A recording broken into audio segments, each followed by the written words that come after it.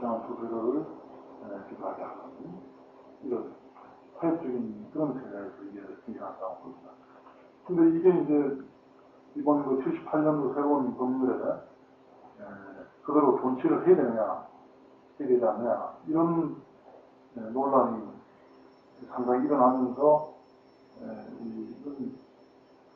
그 당시의 상황에서 있었던 것인데, 지금 그 저스트가 그 당시 상황은 차원이 다르게 달라졌고, 이 일정하게 보도 회사의 보호해야 될 그런 필요성도 있다는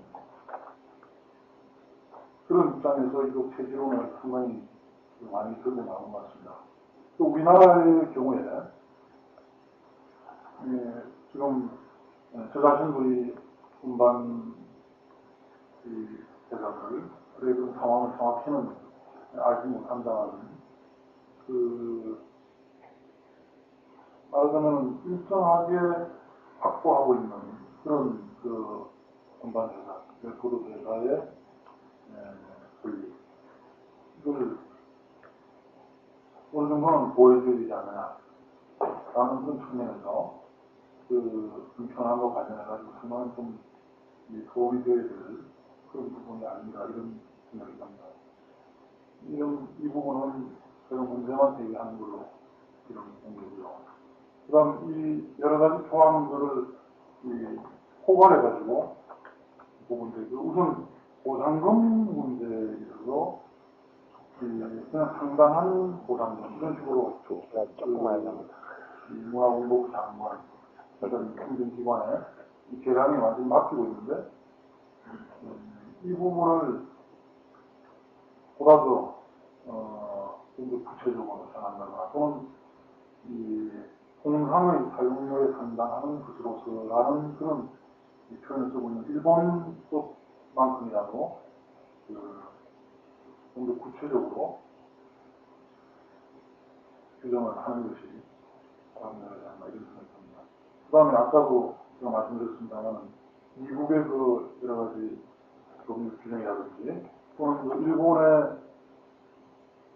아까 제가 말씀드렸던 제70조의 재정 절차에 있어서 저작권자의 의견 진술의 기회를 부여하는 이런 것도 결국은 강제 허락 제도를 채용하면서도 저작권자의 권리를 불안하게 가능하면 불안하게 침해하지는 않겠다는 그런 입장을 분명히 해야 되지 않을까 이런 생각이 듭니다. 그 다음에 이제 이 법안에 나타나 있지 않은 그 중에 유선방송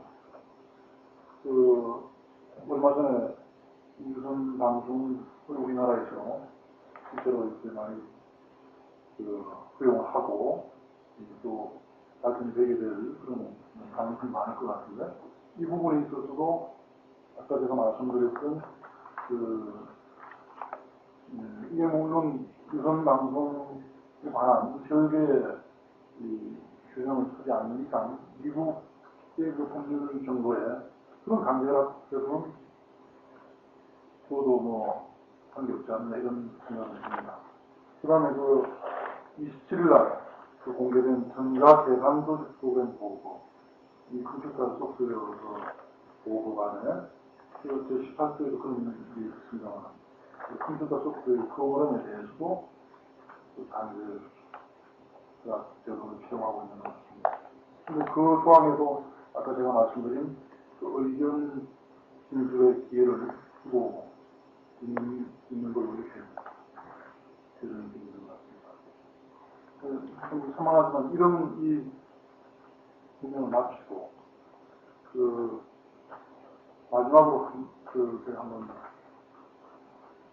말씀을 드리겠습니다.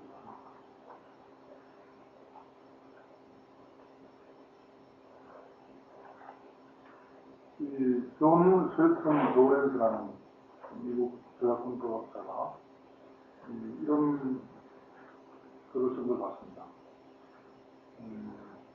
미국 의회에서 약 시간으로 볼 때는 약 22년간을 소개하면서 그 76년도 저작권법을 제정하기 위해서 22년간을 소개를 하고 35개의 중요 연구가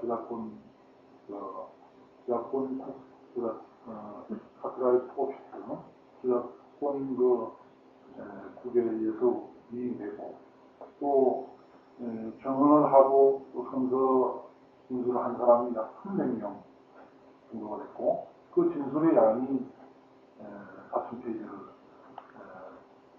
넘었고 또 하원 도의원에서 의회입법을 위한 법안의 진행을 위해서 51회 회의를 열고 이러한 오랜 그리고 또 많은 그런 노력을 기울이면서 76년도에 미국 저작권법을 만들어내고 그래서 사람들은 그러한 법안에 대해서 이에 대해서 절차적인 이상 또 그래서 입법적인 성공을 거둔 그런 예시적인 아주 모범적인 법률이라고 이렇게 생각할지도 모른다. 그렇지만 아직도 거기에는 어떤 불명확, 또 곤란, 그런 모순 이런 것들이 수없이 존재하고 있고 또 이러한 의회의 입법 노력이 실패한 이유는 결국은 어떤 이 사회 타협되어야 할 이해의 충돌이라든지 또는 테크놀로지 자체의 어떤 공태성 이런 거에서부터 이렇게 진행하고 있다. 이런 얘기를 드려야 맞습니다. 그래서 지금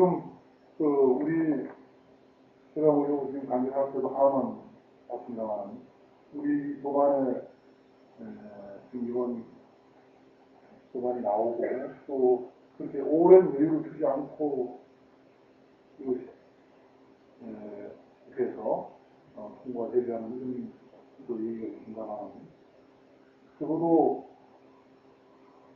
이 많은 어떤 이해관계 또는 문화의 발전 이런 것들을 위해서 그렇게 쉽게 통과가 되고 또 제정이 됐으면 좋겠는가 그런 얘기 드리면서 말씀 마치겠습니다.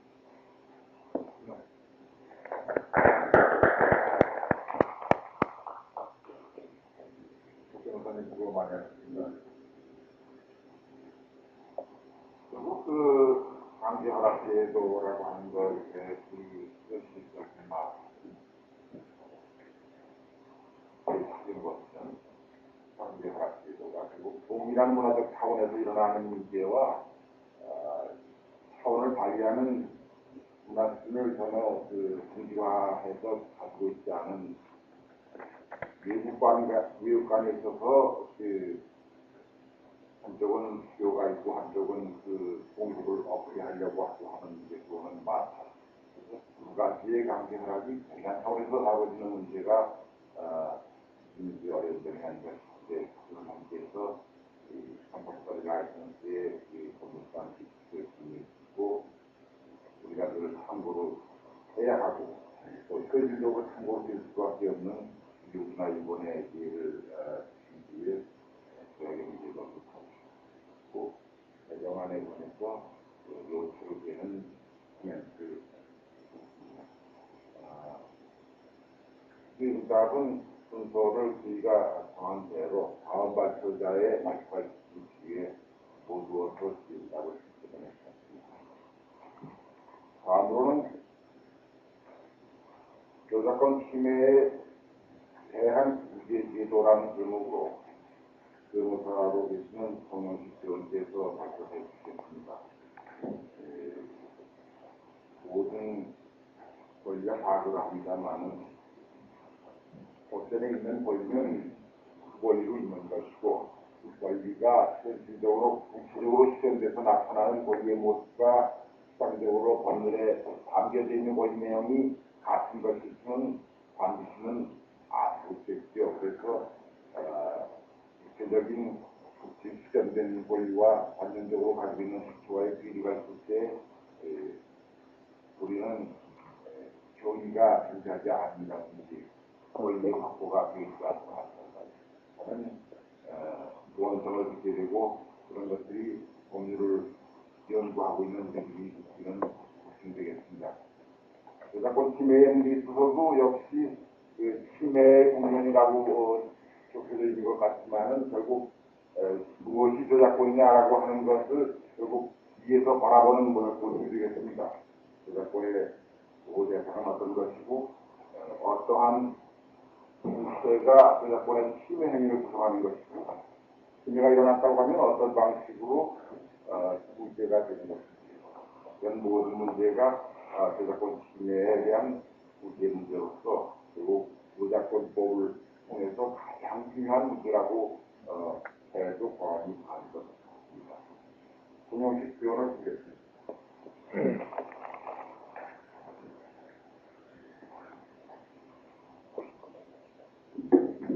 방금 구개받은 동영식 표현을 합니다.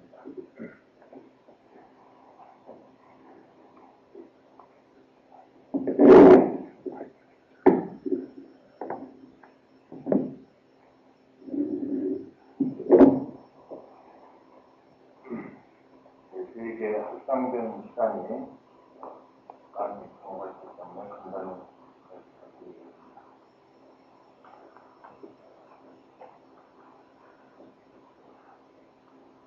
저작권법은 우리 중심문화의 발달 원칙되는 학문 예술에 관한 저작물을 소유로 보호하고 그 승자에 의한 무단 침해에 대해서 저작권자 보호에 대한 기회를 강조하고 있고 이는 세계 어느 나라나 공통적입니다. 나라에 따라서 조금씩 차이는 있지만 실제로 저작권자에게 민사상의 침해 금지, 손해 배상, 부당이득 반환, 명예회복을 위한 청구 이런 것들을 청구할 수 있는 권리를 인정해 주고 있습니다. 또한 저작물의 불법 사용에 대해서 국가가 형벌을 활동해서 처벌하는 규정도 두고 있습니다. 또 나라에 따라서는 저작권 분쟁에 국가가 적극적으로 개입을 해서 사전에 인정을 해주고 또 해주는 경우도 있습니다. 실제로 저작권법에 있어서 가장 중요한 문제는 무엇이 저작권법상 보호 대상이 되는 저작물이냐 그리고 어떻게 하는 것이 저작권을 침해하는 행위냐 또 제작자가 대차적으로 지배할 수 있는 권리 내용이 뭐고 일반 공중이 저작물을 자유롭게 이용할 수 있는 경계선이 어디냐 경계선을 설정하는 그런 점이 가장 어려운 대목이다.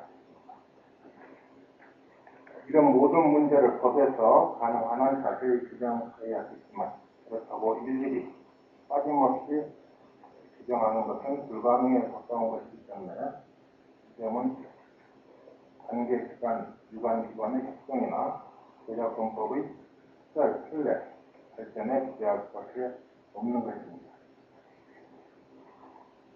그러므로 저작권법에 있어서 법률 경제에 못지않게 모든 나라에서 공통적으로 적용되는 원리들에 대한 이론과 실무 발전이 극히 중요하다고 생각이 듭니다.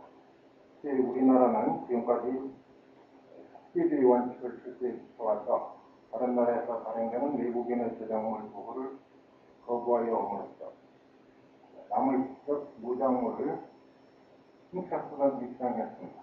그러나 최근에 미국, 일본 등으로부터 강력한 보호 요구가 있어서 국제조약의 가입과 외국인 저작물 보호는 시간 문제일 뿐 기정 사실화되어 있는 시스템입니다. 그러므로 앞으로는 외국인의 저작물을 우리 법정에서 보호해 주어야 하고 또 우리나라 국민도 외국에서 저작권 보호를 받을 수 있게 되기 때문에 차제 저작권 침해에 대한 보호 문제에 있어서 근본적인 검토가 필요하다고 하겠습니다. 우선 그 개정안을 중심으로 차례 여러분들이 토론을 한 적이 있습니다만은 여기서 정리하는 의미에서 몇 가지 지적을 하고 넘어가겠습니다.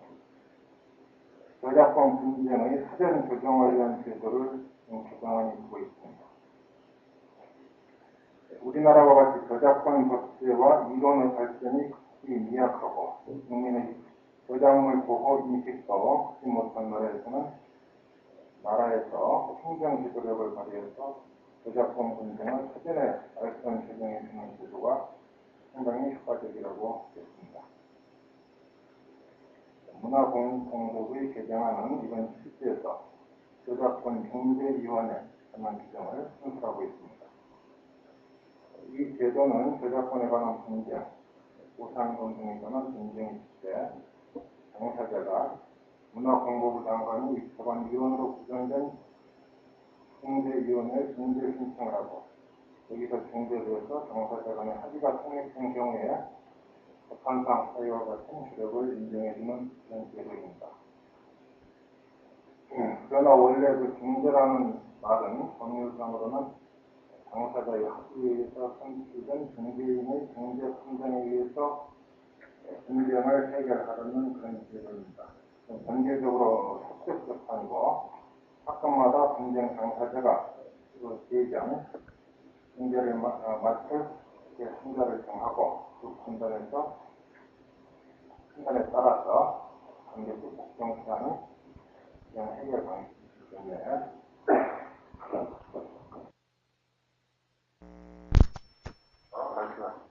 이 소프트웨어, 특히 이 컴퓨터 프로그램을 어떤 법제 하에서 어떻게 규제하거나 보호해야 할 것인가 하는 문제는 이제는 이제 해묵은 얘기가 됐고 마침 과학기술처에서도 컴퓨터 소프트웨어에 관한 보호를 기하고자 하는 법안을 발표해놓고 있는 시기에 이 점을 다뤄서 발표해 주시는 것에 큰 의미가 있는 것으로 보입니다. 송 박사님을 드리겠습니다.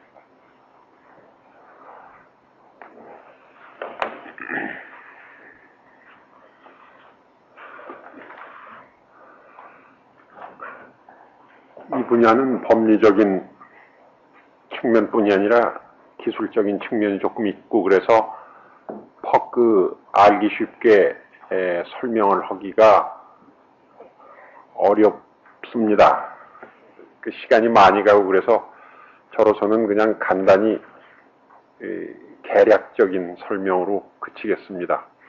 그래서 우선 제일 먼저 그 용어 정리에서부터 시작을 해볼까 합니다. 우리가 보통 소프트웨어다 하는 말을 입버릇처럼 잘 하고 많이 퍼져 있습니다. 그런데 과기처에서 입법 예고한 그 법안을 보면은 전자계산조직 프로그램 보호법안 이렇게 되어 있습니다. 그렇다면 소프트웨어는 뭐고 프로그램은 뭐냐 이런 얘기가 됩니다. 같은 거냐 이런 의문이 먼저 제기됩니다. 근데 참고로 말씀드리면은 원래 우리나라 그 입법 기술상 어디 써 있는 건 아니지만 약속으로다가 법령의 그 표제 제목으로서는 외국어를 쓰지 않게 그런 약속이 되어 있습니다. 그래서 그 전자계산 조직이라고 하는 것은 사실은 컴퓨터라는 말이 외래어이기 때문에 그것을 구태 우리말로 바꾼다고 해본 것이 그렇게 된 겁니다. 그랬지만 또 프로그램이라는 말은 그대로 외래어가 거기 그냥 남아 있습니다. 그래서 이건 뭐 도리가 없다. 그래서 그냥 전자계산 조직 프로그램 법안 이렇게 되어 있습니다. 근데 이제 대개 아시다시피 소프트웨어 그러면은 그 다음에 그거에 대응하는 개념으로 하드웨어가 있다. 이렇게 얘기를 합니다. 그 하드웨어는 기계고 소프트웨어는 그걸 뭐 작동하는데 사용되는 그런 어떤 지시 체계다. 뭐 이렇게 애들 대개 잘들 이해를 하고 계십니다. 그래서 이제 그러니까는 그런 일반 상식적인 차원에서 보면은 그 컴퓨터 프로그램이라고 하는 것은 그야말로 컴퓨터를 작동할 수 있게 하는 그 일련의 지시 체계, 그것을 가리키는 좁은 개념이고, 그러니까 그것이 핵심 개념이 부분이 되겠습니다만은, 그냥 소프트웨어 그러면은 훨씬 널리 지금 좁게 정의해드린 그 컴퓨터 프로그램 뿐만 아니라 이것 외에 그 컴퓨터 프로그램을 갖다가 이것은 이 컴퓨터 프로그램은 기계가 읽을 수 있는 그런 프로그램인데 이것 외에 또 그것을 인간이 읽을 수 있도록 바꾼 프로그램도 포함하고 또 거기에 관계되는 일체의 그 문서들, 다큐멘테이션도 포함하고 또 그에 대한 여러 가지 사용 설명서도 포함하고 또 프로그래밍 시스템이나 무슨 그 어떤 공학적인 지원 등을 포함하는 그러한 그 보조 서비스까지도 전부 포함시켜가지고 소프트웨어다 이렇게 얘기를 할 수가 있습니다. 그러나 뭐 나라마다 무슨 조약에서 이런 데에서 지금 명쾌하게 전 세계에 공통적으로 사용할 수 있는 명쾌한 정의는 아직 없습니다. 그래서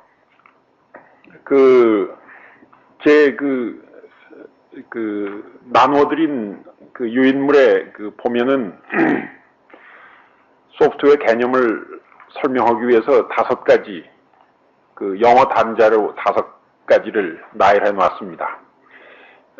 아까 문공부에서 허 선생님도 그 용어를 함부로 사용하지 않도록 경각심을 주는 그런 말씀을 하셨고, 우리가 모두 외래어들을 갖다가 번역해서 쓰기 때문에 역시 서로 차이가 있고 그런 점이 있습니다. 확실히. 그런데, 그래서 일반적인 저작권법에도 그런 문제가 있는데, 한차 소프트웨어 분야에는 더욱 과학기술적인 용어 같은 것이 그냥 그대로 영어 원어대로 쓰이고, 우리말로 번역을 엄두를 못 내는 경우가 번역을 할 수 있는 경우보다 훨씬 더 많습니다. 실지가. 그래서 저도 그냥 써봤습니다만은, 그래서 이제 일반 넓게 말하는 소프트웨어라고 했을 적에 제일 먼저 우리가 소스 머티리얼, 기본 연구 자료에 해당하는 건데, 그런 소스 머티리얼을 생각할 수가 있습니다. 이 소스 머티리얼, 기본 연구 자료, 그럴 수가 있는데, 여기에는 이제 플로우 차트도 들어갈 것이고, 아마 무슨 기능을 설명하는 각종 기능 명세서도 들어갈 것이고, 그러한, 지금 그런 것들을 하는 소위 프로그램 디스크립션이 여기에 들어갈 겁니다. 어떤 절차, 어떤 과정을 거쳐 어떤 원리에 의해서 이제 이 프로그램을 작성하는지 그런 원리들을 먼저 약속을 하고 설명을 해야 될 테니까요. 그것이 있고 그 다음 부분으로 이제 소스 코드, 원시 코드 이렇게 번역하는 수도 있습니다만은 이런 것이 있을 수 있습니다. 이것은 지금 말씀드린 소스 머티리얼을 사용해가지고 포트란이라든지 베이직 같은 컴퓨터 언어를 사용해서 작성한 그런 어떤 지시 체계, 인스트럭션들, 이런 것을 가리키죠. 이 소스 코드는 복사나 이 무슨 개변이 굉장히 쉬운 그런 아주 위험한 파트입니다.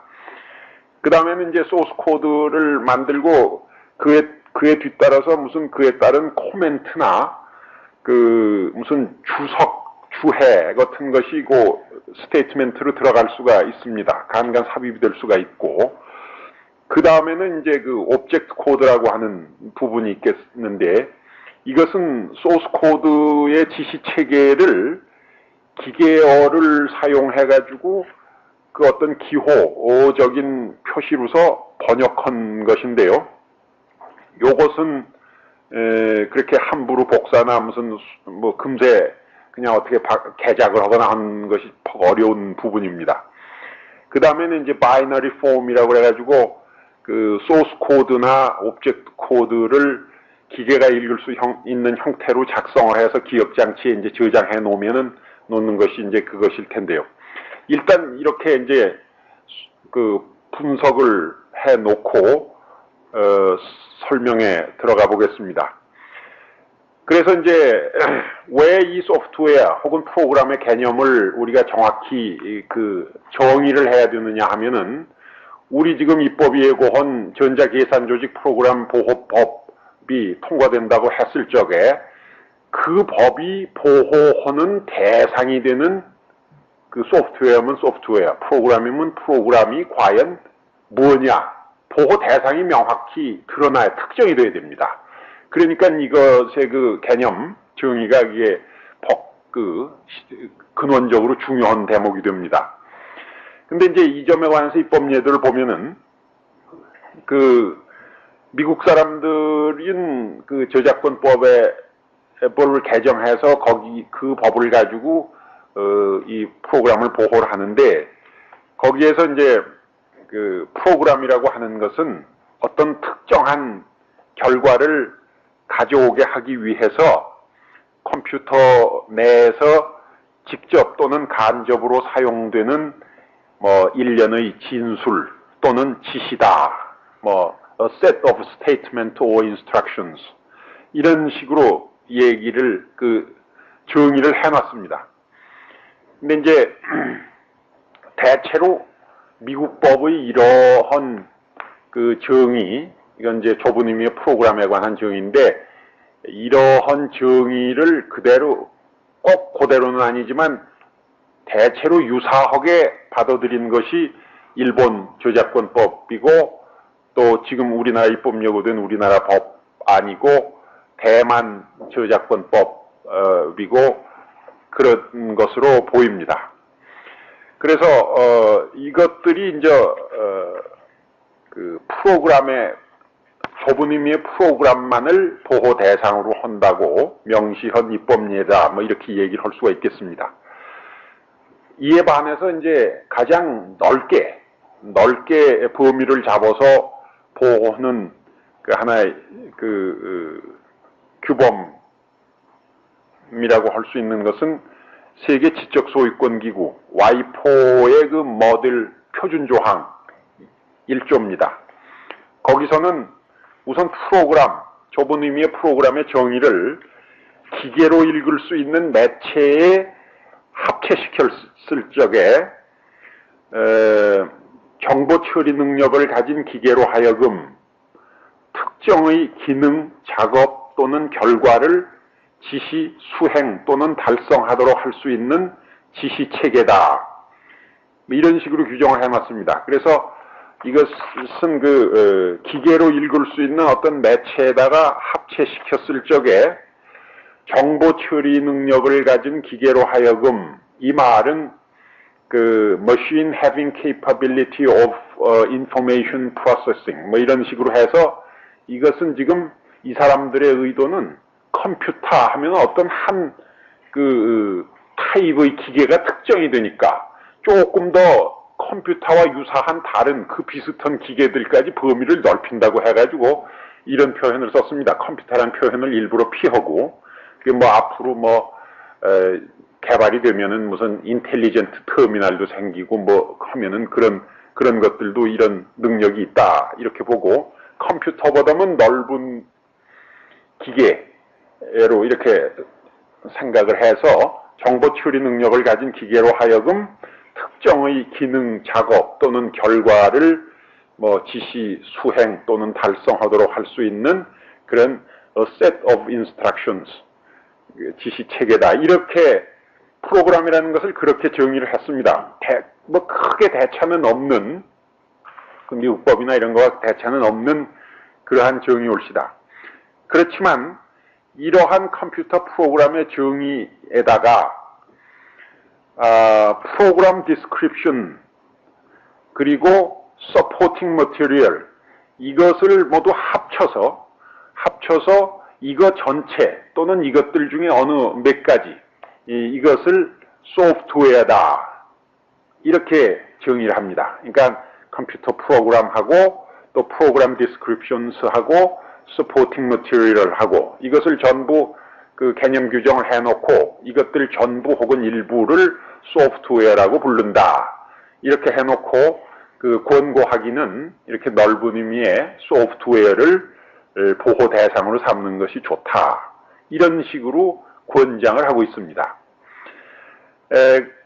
대체로 이제 가닥을 추려보면은 이 법례가 이렇게 이제 양대별이 되는데, 그래서 우리 법안도 이제 그런 그 미국이나 일본이나 뭐 이런 식의 그 좁은 보호 대상을 취하는 그런 법례에 속한다 이렇게 볼 수가 있는데, 그 중에서 특기할 만한 것은 일본법에 그런 것이 있습니다만 있고 그것을 모방해서 우리 법안에도 있습니다만은 그렇게 좁은 정의를 해놓고서도 그 법의 보호 대상으로서의 프로그램 속에는 그 프로그램을 작성하기 위해서 쓰여진 소위 프로그램 언어, 프로그램 규약, 그리고 프로그램 해법은 포함되지 않는다, 제외된다, 이런 식의 규정을 두고 있습니다. 이것은 프로그래밍 랭귀지라고 하는 것은 뭐 대개 금방 그 말 자체가 자명합니다. 이것은 뺀다 그런 거죠. 그 다음에 이제 프로그램 규약이라고 하는 거, 이것은 일본 사람이나 우리 법이나 보면은 특정 프로그램에 있어서 그 프로그램 언어의 용법에 관한 특별한 약속이다 뭐 이렇게 해놨는데, 이것은 조금 미국 사람들이나 서양 사람들이 이것을 보면은 좀 말이 의미 전달이 잘 안 될 것 같습니다. 지금 요거는 프로그램 규약이라고 뺀다고 하는 얘기는 아까 제가 앞에서 설명드린 것 중에서 그 프로그램 디스크립션 혹은 뭐 프로블렘 디스크립션 혹은 유저 인스트럭션스 이런 것들을 제외한다. 그러니까 그 프로그램에 대한 그 설명서 또는 사용자에 대한 뭐 설명서, 기능 명세서 그런 거 전부 만들어 놓은 거, 그런 것들은 이걸 제외한다 그런 뜻입니다. 그리고 이제 프로그램 해법이라 하는 것은 소위 알고리즘 얘기인데요. 이것은 여기서 이제 정의는 프로그램에 있어서의 지시의 결합 방법이라 이렇게 설명을 해놓고 있는데, 정의를 이것도 꼭 그 정확한 정의는 아닙니다. 그래서 이것도 제외한다 이렇게 해놨습니다. 그런데 이제 결국 일본인이나 이것을 모방한 우리 그 법안의 입법 취지는 프로그램 자체만 보호한다 그런 뜻인데, 더 특정해서 말씀드리면 그 프로그램의 특정한 논리와 디자인만 보호하겠다는 뜻이고, 그 나머지 것들은 보호의 필요가 없던지 보호를 받으려면은 꼭 이렇게 우리 그 법안의 범위 내에서 보호를 받지 말고 다른 법리에 의해서 보호를 받으려면 받아라. 이 법안에서는 보호 범위 밖으로 내몰겠다 그런 취지죠. 그러니까 가령 그 프로그램 해법, 알고리즘 같은 것은 이것은 보호할 필요가 없다. 그 뭐 자연적인 그 일종의 뭐 연산 방식이고 그렇다면 뭐 그냥 자연 법칙이다. 뭐 이렇게 보면은 보호할 필요가 없다 이렇게 생각할 수도 있겠습니다만은, 그것도 뭐 여러 가지 상당히 그 고도로 뭐 이렇게 변형시키고 이용한 그런 것도 있고 그래가지고 그렇게 획일적으로 얘기할 수는 없는 것이고, 이것도 만일 보호할 필요가 있으면은 예컨대 그 트레이드 시크릿 같은 거 뭐 그런 법리에 의해서 보호를 받도록 그 개별적인 차원에서 노력을 하면 될 거다. 그러니까 그리 밀겠다 그런 뜻이고, 또 그 나머지 그 프로그램 규약, 그러니까 프로그램에 관한 그 여러 가지 뭐 기능 명세 그런 거 설명한 것 또는 무슨 그 사용자 설명서 이런 것들은 저작권 일반 이론으로 가든지 그렇지 않으면은 이거 역시 무슨 트레이드 시크릿이나 다른 법리에 의해서 보호될 수 있으면은 거기서 보호를 받고 이 프로그램 보호법 안에서는 보호해주지 않겠다. 그런 뜻인 것 같습니다. 이것은 그러면 왜 그런 식으로 했는가 하면은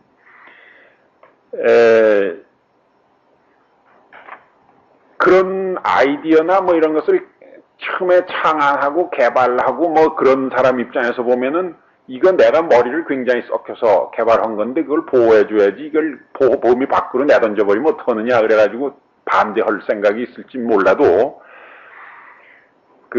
무조건 넓게 보호해준다고 그래서 좋은 건 아니죠. 저작권 법리든지 간에 특허 법리든지 간에 이것이 상당히 배타적인 권리죠. 배타적인 권리고 지금 그동안에 이게 뭐 좀 굉장히 아주 추상적이고 우원적인 얘기지만 지금까지의 역사는 그러한 배타적인 권리로서 이게 역사상 생성된 이런 권리들이 지적 소유권들이 점차로 독점성 내지 배타성을 점차로 잃어가는 그런 과정의 역사라고 이렇게 볼 수가 있는 면이 있거든요. 그렇기 때문에 이 경우도 너무 보호 대상을 넓혀서 배타적 권리를 인정을 하면은 후속 개발을 하는데 이용 선점이 되어버리고 후속 개발을 하는데 지장이 있다. 그러니까 이 정도만 보호해주면은 최소한도의 보호는 된다. 뭐 이런 것이 입법 의도가 아닌가 싶습니다. 그 다음에는 이제 두 번째로 소프트웨어의 특성과 보호 법리에 관한 논의. 이건 뭐 사회자 말씀하신 것처럼 많이 진부한 얘기가 됐는데요. 소프트웨어라는 게 여러 가지 이상스러운 이중적인 특성이 있다. 이렇게 생각됩니다. 이것이 어떤 공학적인 그런 면이 있는가 하면은 또 이것이 어떤 이것도 하나의 문예 저작적인 표현인 면, 어떤 학술적인 사상의 표현인 그런 면도 있고 또 이것이 가시적인 유형적인 그런 경우도 있지만은 또 무형적인 그런 무형적이기도 하고 또 이것이 대부분 무슨 기호나 부호에 의한 표현일 수도 있지만은 무슨 상당히 그래서 심볼릭한 면이 있지만은 이것이 또 반대로 메카니컬한 그런 면도 부정할 수가 없고 이것이 어떤 수학적 법칙 내지는 더 넓게 말해서 어떤 멘탈 스텝이라고도 볼 수 있지만은 또 유틸리테리안한 어떤 기술적 사상을 이용한 것이라는 그런 측면도 또 사실 없지 않습니다. 그래가지고 사실은 저작권법 측면에서는 그런 프로그램의 표현을 보호하는 그런 것이고 한다고 해서 지금 보호를 하지만은 사실 이 프로그램이 또 기능적인 측면의 펑셔널리티 그런 면을 또 무시할 수 없고 또 그런 면을 완전히 보호 대상 밖으로 내던져 버릴 수 없는 면도 있습니다. 그러나 이것이 프로그램을 건설한다, 만든다, 이렇게 빌드한다 이렇게 말하기보다는 프로그램을 라이트한다, 쓴다, 작성한다 이렇게 말할 수 있는 측면이 더 강하고 그래서 익스프레션을 보호해야 할 필요가 더 있다 이렇게 생각이 되기는 됩니다. 그래서 이 소프트웨어라고 하는 것이 엔지니어링이냐 아트냐 이런 면도 있고 아까 말씀드린 것처럼 텐지블하냐 인텐지블하냐 하는 것도 있고 심볼릭하냐 메카니컬하냐 그런 거 이것이 멘탈한 거냐 유틸리테리언한 거냐 여러 가지 그런 이중적인 성격과 요소를 가지고 있습니다. 그래서 이 가시적인 소프트웨어는 이것이 이제 시장성이 있어가지고 이거 다 시장에 유통되는 것이 그런 유형적인 소프트웨어라고 말할 수 있는 것이고, 그 중에서 이제 그 눈에 안 보이는 어떤 그 프로그램, 그 논리적인 표현, 이런 측면은 이것이 아마 저작권법의 보호 대상으로 삼아서 무리가 없을 것 같고, 또 그러나 그 프로그램의 그런 어떤 기능적 측면, 이것은 어떤 그 특허법이 규정하는 아주 그 엄격한 요건들이긴 하지만은 그런 요건이 충족이 되는 경우에는 특허에 의해서 보호할 수 있는 측면도 없진 않습니다. 그래서 이제 소프트웨어의 특성이라고 하는 것이 이런 이중적 성격이 있는 데다가 또 하나의 특성이라고 하는 것은 개발을 하기 위한 투자 비용은 엄청나지만은 복사는 굉장히 쉽다. 그리고 우리가 이런 무슨 뭐 인쇄물을 복사할 때는 복사를 하고 또 하고 하면 점점 저질이 돼가지만은 질이 떨어져서 나중에 희미해서 잘 안 보이지만은 이런 소프트웨어의 복사는 뭐 100번을 복사하나 1000번을 복사하나 질이 그렇게 떨어지지 않고 그대로 복사가 잘 된다. 그렇고 그러한 특성이 있습니다. 그리고 이 소프트웨어라고 하는 것은 이것은 새로운 기술로서 이걸 가지고 기계를 작동할 수 있지만은 사실 기계가 어떻게 만들어졌는지 모르고도 기호나 부호를 사용해서 이 소프트웨어의 작성이 가능한 그런 또 측면이 있거든요. 그래서 이제 그런 소프트웨어의 여러 가지 성격을 전제를 하고 주로 이제 그럼 특허에 의해서 보호하는 게 좋냐, 패턴터빌리티를 따지면은 물론 소프트웨어가 산업상 이용 가능한 기술적 사상이다, 뭐 이렇게 그렇게 볼 수 있는 측면이 있습니다. 그렇지만 이 소프트웨어는 그런 측면만 쭉 그대로 추구해가면은 그 자연 법칙을 이용한 기술적 사상에 해당을 하고 그것이 그대로 특허법의 보호 대상이 될 여지가 있습니다. 근데 이제 그렇다고 해서 이걸 특허로 보호를 하면은 그 특허에 의한 독점적인 보호 범위가 너무 넓어서 그야말로 그 선점 이용, preemption of use, 그런 문제가 심각하게 대두가 됩니다. 그렇기 때문에 이제 여기는 무슨 법리적인 것보다도 정책적인 고려에서 소프트웨어를 특허법의 보호 대상으로 삼는 것을 이제 반대하는 그런 주저하게 되는 그런 이유가, 이건 정책적인 이유입니다. 법리적인 이유는 아니고 그런 이유가 있고, 또 특허 출원을 한 이제 사람들이 드는 이유 중에서는 이제 특허 출원을 하면은 그 소프트웨어의 그 라이프 사이클이 굉장히 짧은데 그런 것에 비추어서 심사에 비용과 시간이 많이 든다. 또 종전 기술의 파악이 굉장히 어려운 점이 있지 않느냐. 그러니까 심사에 대단히 곤란성을 주지 않느냐. 뭐 이런 또 아규먼트를 내놓는 사람도 있습니다. 이건 뭐 상대적인 얘기겠죠. 그 다음에 이제 또 이 소프트웨어가 뭐 개발됐다고 해서 이것이 소위 그 신규성이나 뭐 진보성이라고 하는가요? 노벨티, non-obviousness 뭐 이런 요건인데 이런 것에 그런 요건을 구비하는 거냐? 뭐 이런 문제가 등장이 됩니다. 그러니까 소프트웨어를 꼭 패턴트, 그러니까 특허법에 의해서 보호해야 되겠다고 생각을 하는 경우에는 이 소프트웨어가 특허법에서 말하는 그 신규성과 진보성의 요건에 딱 들어맞고, 또 둘째로는 그런 알고리즘의 이용을 완전히 선점하는 경우가 아니고, 그리고 셋째로는 이것이 특정한 방법 발명에 해당한다면은 특허를 주어도 되겠죠. 그러나 이런 요건을 다 충족하는 그런 소프트웨어라는 것은 아마 극히 드물지 않나 그렇게 생각이 듭니다. 그래서 이제 이것이 이 소프트웨어가 문화적인 소산이 아니고 산업적인 소산이지만은 아까 말씀드린 것처럼 이것이 작성자의 어떤 독자적인 학술적 사상을 창작적으로 표현한 것이라는 그런 점이 또 있습니다. 그런 점을 확실히 부인할 수가 없습니다.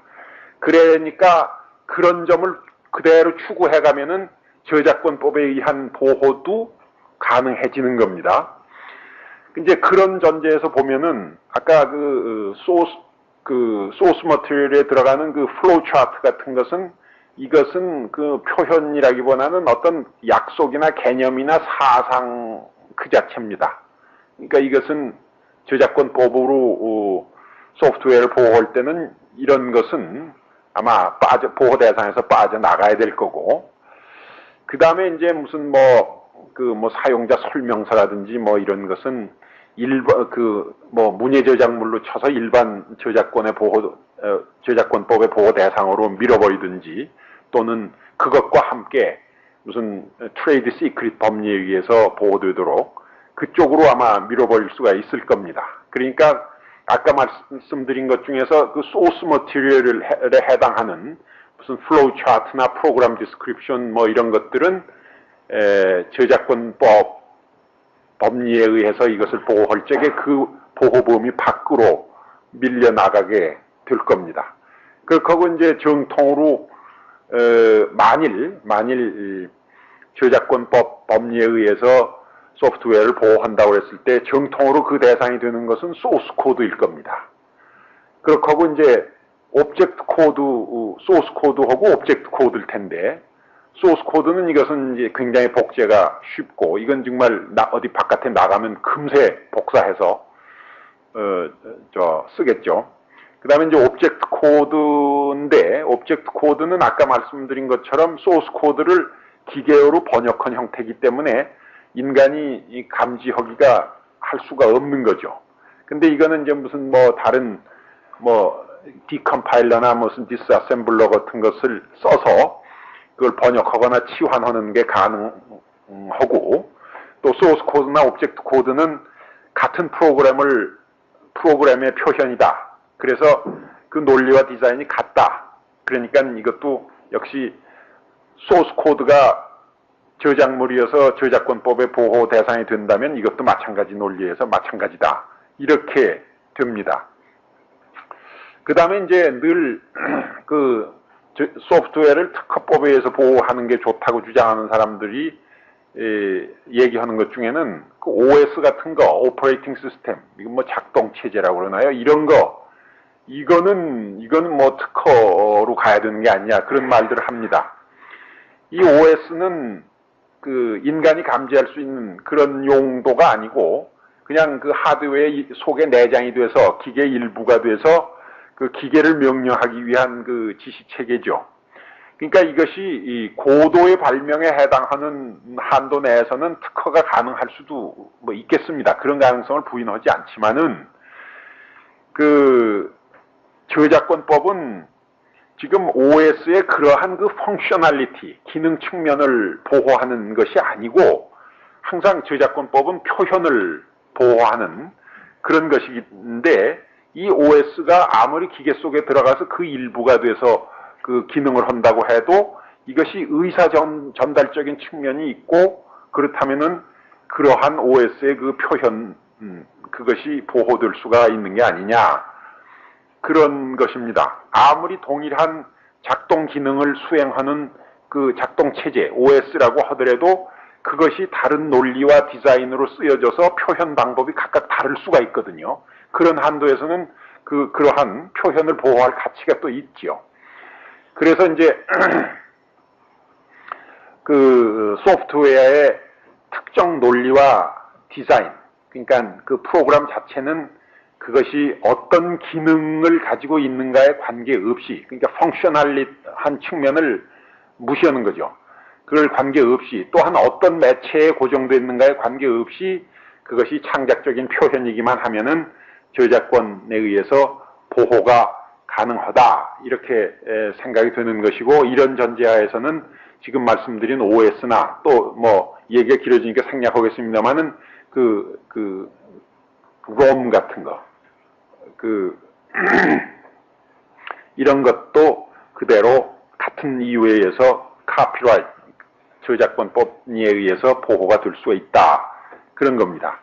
그 다음에 뭐 다른 사람들이 얘기하는 것 중에는 이건 말고도 무슨 트레이드 시크릿에 의해서 보호하면 어떠냐, 무슨 아까 말씀드린 부정경쟁 방지법에 의한 보호는 또 가능성이 없느냐, 그런 얘기들을 많이 논합니다. 트레이드 시크릿은 이것이 영미에서 제일 아주 잘 발달한 법리고, 우리나라에서는 참 인정 뭐 하려면 할 수 있겠지만은 아주 발달이 안 되고 인식이 잘 없는 그러한 아주 미약한 법적 보호 장치로서는 아주 미약한 그런 겁니다. 그러니까 트레이드 시크릿에 의한 보호라고 하는 것은 결국 이런 걸 받으려면 각자 자기가 정신을 똑똑히 차려가지고 당사자끼리 계약에다가 아주 철두철미하게 다 그냥 미주알 고주알 박아놓고 그것에 의해서 그것을 전제로 해가지고 보호를 받는 수밖에 없을 겁니다. 뭐 그런 차원의 뭐 트레이드 시크릿이 있다면 있는 거죠. 그래가지고 그것이 안 될 때 무슨 계약 불이행이나 무슨 혹은 때로는 불법행위, 때로는 무슨 뭐 형사적 제재의 뒷받침을 받아서 보호를 받는 그런 것이 뭐 이론적으로 가능하겠지만은 우리나라의 경우에는 너무나도 불충분하지요. 또 이것이 영미 사회같이 충분히 보호가 된다고 하더라도 트레이드 시크릿 법리에 의한 보호는 개인적인 차원의 보호이고 이것은 산업 전체적인 관점에서의 직접적 보호는 못 되는 겁니다. 아무리 이 법리가 잘 발달되어 있다고 하더라도 그런 이제 기본적인 약점이 있고, 그 다음에 이제 경쟁방지법에 의한 보호라고 하는 거, 이것은 아까 송 변호사가 아주 잘 지적하신 것처럼 영미법에 있는 그거하고 우리나라 거하고 많이 달라요. 그래서 법리가 다르기도 하고, 또 이것은 프로그램 자체의 직접 보호가 아니고요. 아까들 말씀들 하신 것처럼 식별 기능을 갖는 상품 표시가 가능한 경우에만 간접으로 보호된다는 그런 뭐 치명적인 약점 내진 한계가 있어서 도리가 없는 거죠. 그러니까 결론적으로 말씀드릴 때 세 가지를 말씀드릴 수 있겠습니다. 지금 뭐 전자계산조직 프로그램 보호법안이 나와가지고 저것이 뭐 여러 가지 우여곡절 공청회도 거치고 하겠습니다만 해서 자관 국회를 통과했다 라고 해서 우리는 그러면 이제 다 앞으로 소프트웨어 보호가 질서가 잡히는 유통이 되고 다 보호가 잘 되고 야, 이 법을 믿으면은 다 잘 된다 이렇게 생각하시면 안 되죠. 우선 이 저작권 법리에 의해서 그것에 입각해서 지금 법률을 만들었으니까 그러한 재정법적인 보호 장치가 국가가 베푸는 법적인 보호 장치가 하나 있으니까 그에 대해서 침해를 받은 사람 무슨 그 법에 호소할 사람은 호소할 길이 열렸다 하는 거 하나입니다. 하는 거 하나고, 그 다음에는 그렇다고 해서 방심하지를 말고 그 소프트웨어 개발자나 이용자나 그 모든 당사자들은 그 당사자들 사이에 아주 미주알 고주알 엄격하게 뭐 필요하면 여기 계신 고명하신 변호사님들한테 의뢰를 해서라도 아주 전문적이고 세밀한 계약을 맺어서 그것이 트레이드 시크릿 법리에서 보호될 수가 있도록 각자 그걸 계약을 철저히 맺어가지고 그 계약에 의한 이행 불이행 여부를 감시해야 하는 그러한 조치를 취해야 하고, 두 번째는, 그리고 세 번째는 프로그램의 소프트웨어 그것을 개발하는 분, 특히 이제 개발하는 분들이겠지만은 그런 분들이 자구 조치를 또 테크놀로지컬한 기술적인 자구 조치를 스스로 많이 개발하고 강구를 해야 합니다. 가만히 있어서 법에 의해서 계약을 또 철저히 잘 맺었으니까는 다 잘 될 거다 그렇게 방심하면 안 됩니다. 그러니까 지금 예를 들면은 뭐 프로그램 같은 거 뭐 하면 뭐 등록을 해라, 기탁을 해라 그런 법을 가진 나라도 많이 있고 우리 법안도 지금 그런 식으로 돼 있는데 그때 그럼 뭐 등록하고 기탁하면 프로그램 갖다 주면 그건 다 공개하는 거나 마찬가지가 됩니다. 그건 뭐 어떻게 등록을 하고 어떻게 기탁을 합니까?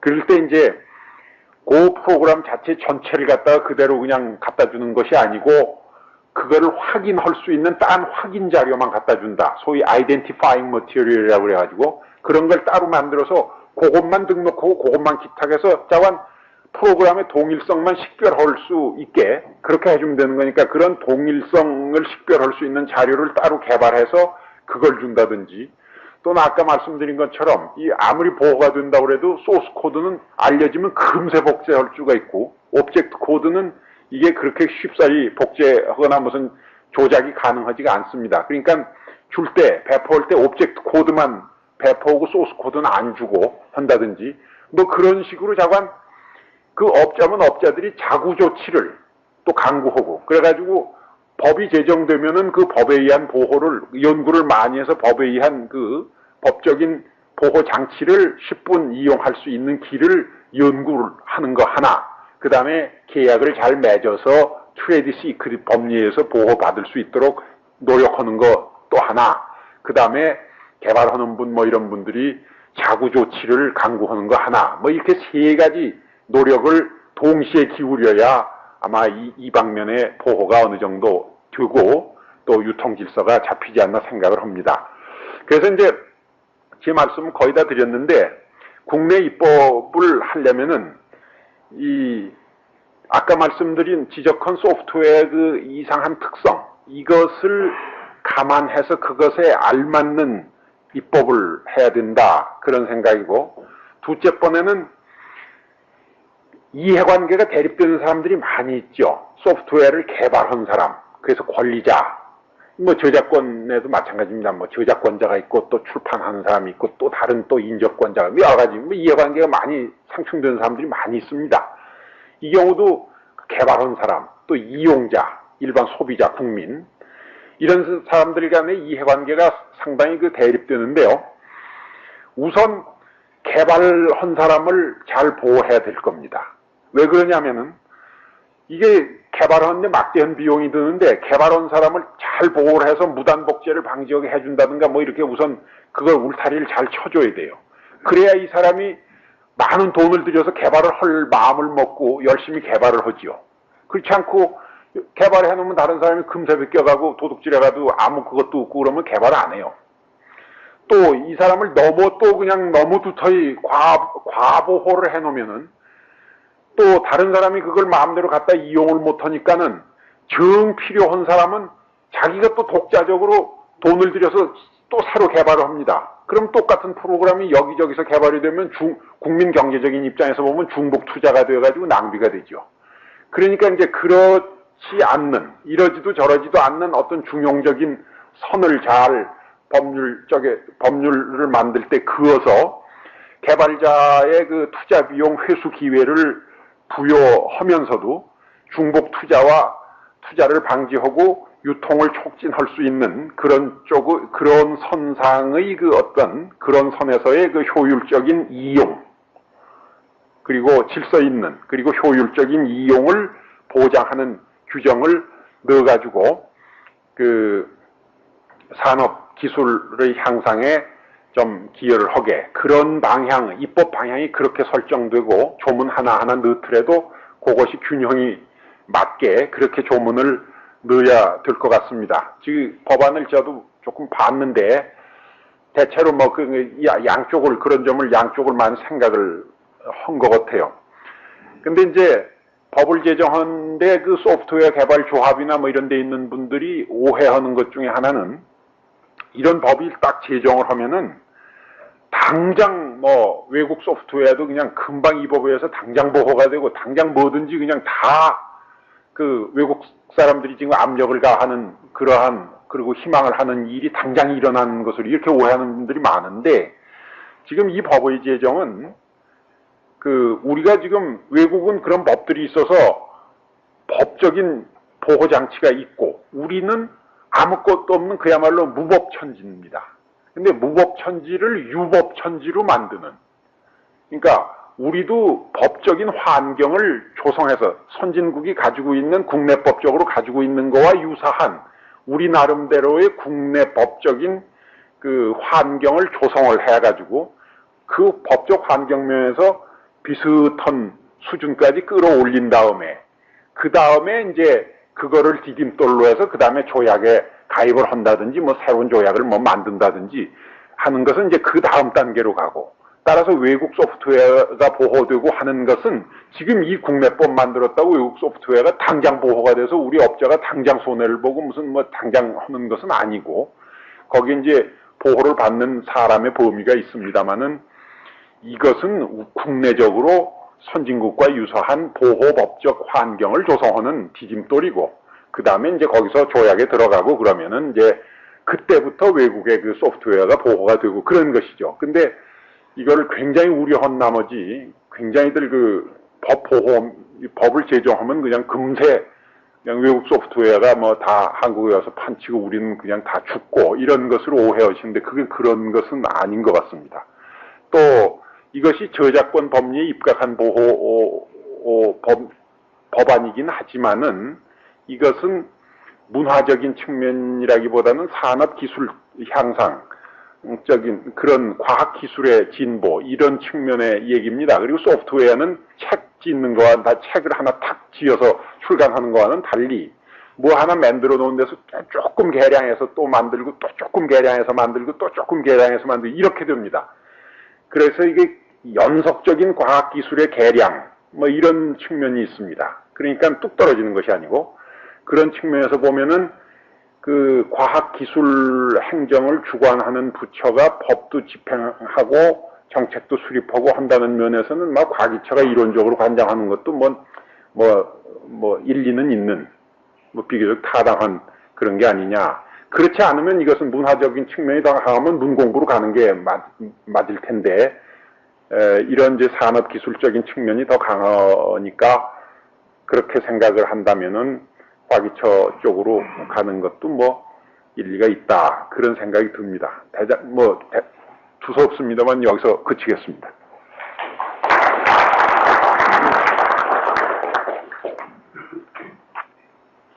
송 박사님께서 소프트웨어의 개념에서 시작을 하셔가지고 법리의 보관을 보시고 그 법리를 어느 법리에 맞춘 것이 좋은 것이냐 하는 부분에서 개괄적으로 쭉 검토하신 뒤에 국내 입법의 방향이 결국 대세에 쫓기는 모양으로 되어 있습니다만은 저작권법에 의한 보호치고 해가지고 개발자의 보호와 함께 이용자의 이해관계 조정에 앞으로의 그 운영상의 가능성이 있다고 하는 점 말씀해 주셨습니다. 그러면 정진승 박사님과 송 박사님이 발표하신 부분에 관해서 질의응답을 하기로 하겠습니다.